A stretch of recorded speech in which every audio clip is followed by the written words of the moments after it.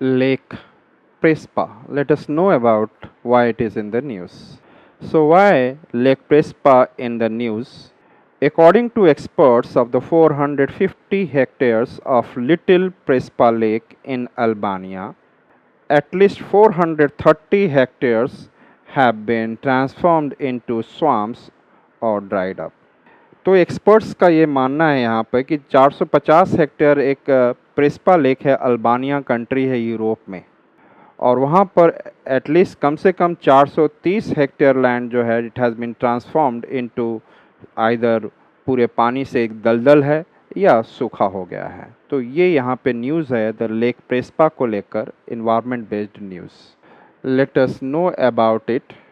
Lake Prespa is recognised as one of the oldest tectonic lake in Europe. Europe का सबसे oldest tectonic lake है yes lake Prespa in the country of Albania. आप Europe में जाकर देखेंगे Albania, इसका capital है Tirana, Albania, Macedonia, ये सब कंट्रीज़ हैं आसपास में, तो वहाँ जाकर लोकेट भी कर लेंगे। आपके लिए एग्ज़ाम पॉइंट ऑफ व्यू से इम्पॉर्टेंट है। लेक प्रेस्पा क्या है? एक ओल्डेस्ट टेक्टोनिक लेक है यूरोप का, ये भी आप थोड़ा सा दिमाग में रख लेंगे।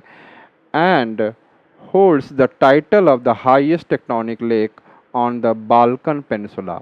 यहाँ पर बाल्कन माउंटेन भी है। यदि आप यूरोप का कुछ मैप यदि आप थोड़ा सा, ये आपका मान लीजिए कि ये स्पेन का रीजन है, यहाँ से ऐसे गए तो यहाँ पर ये जो इटली वाला रीजन है, उसके बाद यहाँ पर ऐसे जाते हैं, इसी रीजन में आपका अल्बानिया है।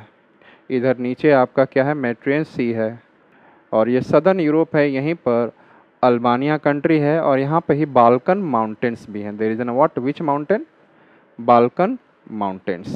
सो हमने कहा कि ये एक तो oldest tectonic lake of Europe है, साथ में यहाँ पर हाईएस्ट टेक्टोनिक लेक है किस पर? बाल्कन माउंटेन पे। वर्ल्ड में नहीं, यूरोप में नहीं, हमने बोला बाल्कन माउंटेन है वहाँ पर। The lake is situated at the convergence of 3 significant geological formation. तो यहाँ पर 3 इम्पॉर्टेंट जो भूगर्भिक और जियोलॉजिकल फॉर्मेशन है उसके अभिसरण क्षेत्र में कहीं न कहीं कन्वर्जेंस का मतलब क्या होता है? किसी चीज़ का मिलना किसी जगह पर, यस और नॉट, तो कन्वर्जेंस।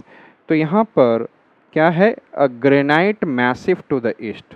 पूरब में देखा जाए तो इस रीजन में क्या है? पूरा उसके पूर्व ईस्ट में देखा जाए तो ग्रेनाइट मैसिव है। क्या है वहाँ पर?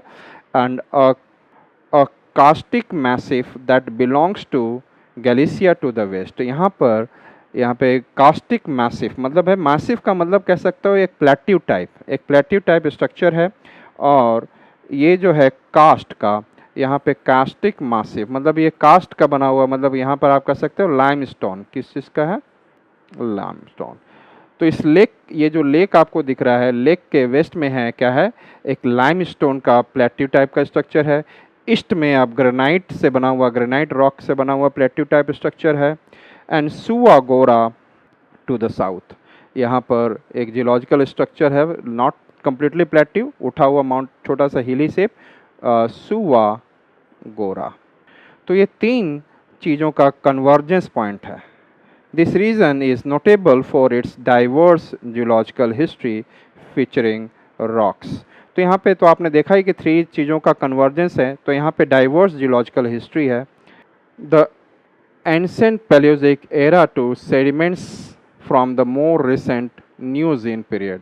मतलब यदि हम पैलियोजिक टाइम पे जाएं, और पैलियोजोइक कहने का मतलब है, यदि इफ़ इसे पैलियोजिक टाइम का मतलब देखूं मैं, तो लगभग आप कह सकते हो अराउंड 570 मिलियन ईयर्स के आसपास, या 500 या राउंड अबाउट आप क्या ले लें, 400 टू 500 मिलियन ईयर्स। और न्यूजीन जो अभी आपका जो रिसेंट सेनोजोइक एरा चल रहा है, उसमें रिसेंट जो चल रहा है एरा, उसमें आपको न्यूजीन अभी रिसेंट को लेकर आप देख सकते हैं, रिसेंटली जो बने हुए फीचर हैं। तो पैलियोजोइक टाइम से लेकर पैलियोजोइक, मेसोजोइक, सेनोजोइक जो एरा है, इन सब में से रिलेटेड यहाँ पर क्या है? आपको रॉक्स हैं, rocks from the ancient Palaeozoic era to the sediments for the recent Neogene. आज के डेट में जो सेडिमेंट यहाँ पे डिपॉजिट है by the river, by the glaciers जो डिपॉजिट है, वो सारा चीज़ यहाँ पे देखने को मिलता है। Lake Prespa comprises two main bodies of water, दो बॉडीज़ ऑफ वाटर का मेन चीज़ों से बना हुआ है। The great Prespa lake which is shared by Albania, Greece and the republic of Macedonia. तो अल्बानिया के पास ही एक और कंट्री है मैसेडोनिया, जो इसके अल्बानिया यदि आप देखेंगे, अल्बानिया जो है it is in the west, Macedonia it is in the little east, और ये थोड़ा सा आप क्या था ग्रीस जो देखेंगे it is in the south. तो यहाँ पर the great Prespa lake which is shared by Albania, Greece and the republic of Macedonia, यहाँ पे तीन I said that countries are also sharing it. The small Prespa lake also referred as a little Prespa lake. तो यहाँ दो lake हैं, एक तो great Prespa lake है और एक लिटिल प्रेस्पा लेक है। The majority of the little Prespa lake is located within the Greek territory with only a small portion extended into Albania। तो यहाँ पर ग्रीक टेरिटरी मतलब ग्रीस में लिटिल प्रेस्पा लेक है, लिटिल प्रेस्पा लेक, और उसका कुछ पोर्शन अल्बानिया में है। Let us see about the environmental concern of this Prespa lake. Recent climatic changes have severely impacted the lake and characterized by। तो अब देखा जाए कि जो आज के डेट में क्लाइमेट चेंज हो रहा है उसका क्या इम्पैक्ट है ऑन द प्रेस्पा लेक। प्रेस्पा लेक में देखा गया कि राइजिंग टेम्परेचर्स, यहाँ पे टेम्परेचर बढ़ा है, milder winter conditions leading to insufficient snowfall. और यहाँ पे एक तो टेम्परेचर बढ़ा है और विंटर का जो कंडीशन भी है वैसा ज़्यादा कोल्ड वाला विंटर कंडीशन नहीं है, जिसके वजह से स्नोफॉल में कमी है यहाँ पर। Notable reduction in precipitation level, और साथ में यहाँ पर पानी की भी जो रेनफॉल, प्रेसिपिटेशन का मतलब होता है any form of water falling down, मतलब स्नोफॉल हो या रेनफॉल हो। रेनफॉल मतलब पानी का गिरना, स्नोफॉल का मतलब स्नो का गिरना, हेल स्टोन गिरना, इन सभी चीज़ों को मिलाकर जितने प्रकार से ये पानी विभिन्न रूपों में गिरे in the different form it falls down, it is known as precipitation. तो notable reduction in precipitation levels पे भी देखा गया।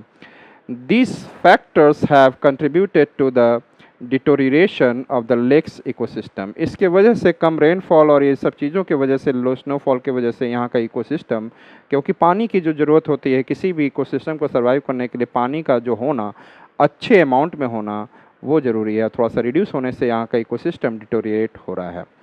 With extensive areas now classified as a swamps और कम्प्लीटली ड्राइड अप, मतलब कि जहाँ पर पानी भरा रहता था अब कम पानी होने से वो स्वाम्प में कन्वर्ट होने लगा, या वो क्या हो गया, पूरा ड्राइड अप ही हो गया है। तो कहने का मतलब है जहाँ पे 450 हेक्टेयर्स ऑफ द लैंड था, जो अब वो उसमें से 430 हेक्टेयर लैंड में तो कहीं स्वाम्प है, थोड़ा सा दलदल है, दलदल मतलब पानी कम है, या कहीं कहीं पर सूखा हुआ ड्राइड अप है।